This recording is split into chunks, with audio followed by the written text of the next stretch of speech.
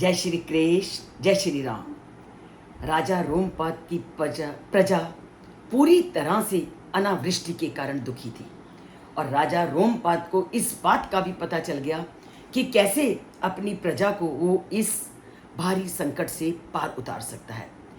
पर इस भारी संकट से जब पार उतारने का उसे रास्ता दिखाई दिया कि ऋषि श्रृंग को अगर पूरे विधि विधान से राज्य में लाया जाए तो इस संकट से प्रजा को उबारा जा सकता है और प्रजा पूरी तरह से सुख और समृद्धि से युक्त होगी।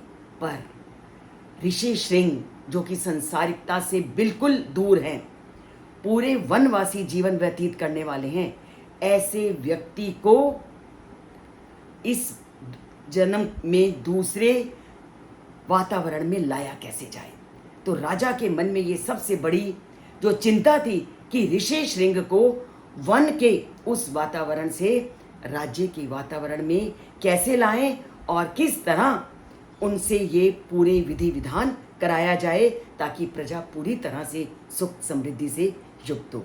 तो राजा पूरी तरह से चिंता से युक्त हैं। उसी का वर्णन आज के श्लोक में किया गया है कि तेषां तु वचनम श्रुत्वा राजा चिंताम प्रपत्स्यते केन उपायन तु शक्यम आनेतुम सा वीर्यवान।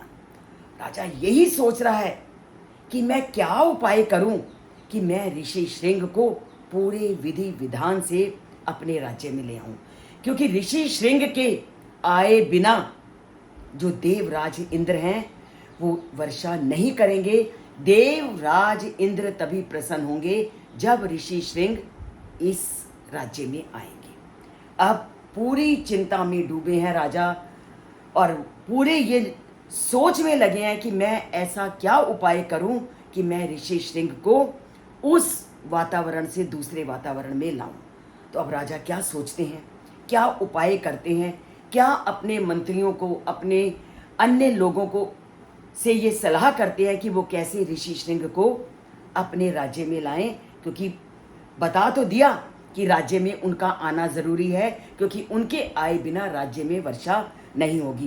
पर उनको वन से राज्य में लाया कैसे जाए, इस चिंता में डूबे राजा किस तरह अब अपने मंत्रियों को क्या आदेश देंगे और मंत्री कैसे ऋषि श्रृंग को राज्य में लाएंगे, इसका वर्णन हम आने वाले श्लोकों में करेंगे, जानेंगे कि कैसे ऋषि श्रृंग अब राजा रोमपाद के सभा में आते हैं और उनकी सब प्रजा को इस संकट से उबारते हैं। तो इसको जानेंगे कल, और इसके लिए अगर चैनल को सब्सक्राइब नहीं किया तो सब्सक्राइब कीजिए और लाइक का बटन ज़रूर दबाइए और राम की कथा को जन जन तक पहुंचाइए और जीवन को सार्थक बनाइए। जय श्री कृष्ण, जय श्री राम।